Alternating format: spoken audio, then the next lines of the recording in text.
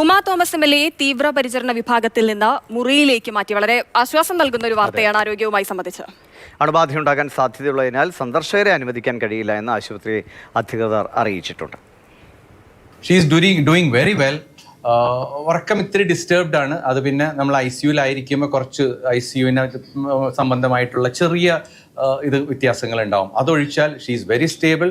Talking നന്നായിട്ട് സംസാരിക്കുന്നുണ്ട്. Moreover ഇന്ന് ഒരു 15 ഫീറ്റ് ഞങ്ങൾ നടത്തിച്ചു വിത്ത് സപ്പോർട്ട്, വിത്ത് വാക്കർമാരെ ഉള്ളത് വെച്ച് മാഡം നടന്നു.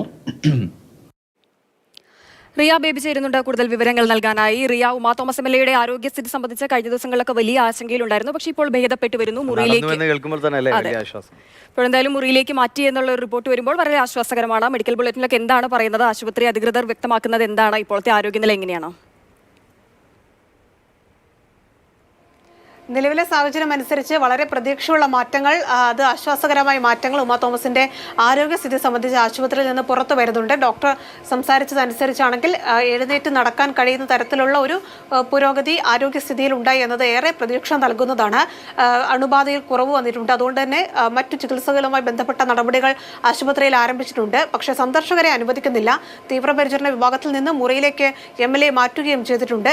കഴിഞ്ഞ ദിവസം എഴുന്നേറ്റിരുന്ന് കൃത്യമായി കാര്യങ്ങൾ മക്കളോടൊക്കെ സംസാരിക്കുന്ന ഒരു സാഹചര്യത്തെക്കുറിച്ച് ഫേസ്ബുക്കിലൂടെ തന്നെ അവർ പങ്കുവെക്കുകയും ചെയ്തിരുന്നു. നിയമസഭയുമായി ബന്ധപ്പെട്ടതടക്കമുള്ള കാര്യങ്ങൾ, MLA ഓഫീസുമായി ബന്ധപ്പെട്ട കാര്യങ്ങളൊക്കെ ചോദിച്ചറിഞ്ഞു തുടങ്ങിയ കാര്യങ്ങൾ അവർ പങ്കുവെച്ചു. ഇപ്പോഴെന്തായാലും കൃത്യമായ പുരോഗതി ആരോഗ്യനിലയിൽ ഉണ്ടായിട്ടുണ്ട്.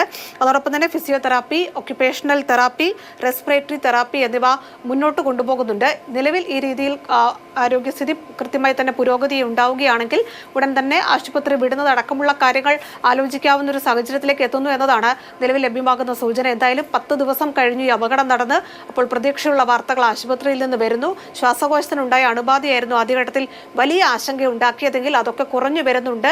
ചികിത്സകൾ കൃത്യമായി തന്നെ മുന്നോട്ട് പോകാൻ കഴിയുന്നുണ്ട് എന്നതാണ് ആശുപത്രിയിൽ നിന്ന് വരുന്ന വാർത്ത. ഒപ്പം MLA എഴുന്നേറ്റ് വാക്കറിന്റെ സഹായത്തോടെ നടക്കാൻ കഴിഞ്ഞു എന്നുള്ളതും വളരെ പ്രതീക്ഷ നൽകുന്ന വാർത്തയാണ്. ശരി, എന്തായാലും ഉമാ തോമസ് ഭേദപ്പെട്ടു വരുന്നു, MLAയുടെ ആരോഗ്യസ്ഥിതി മെച്ചപ്പെടുന്നു എന്നുള്ള റിപ്പോർട്ടുകളാണ്. വളരെ ആശ്വാസകരമായ ഒരു കാര്യം.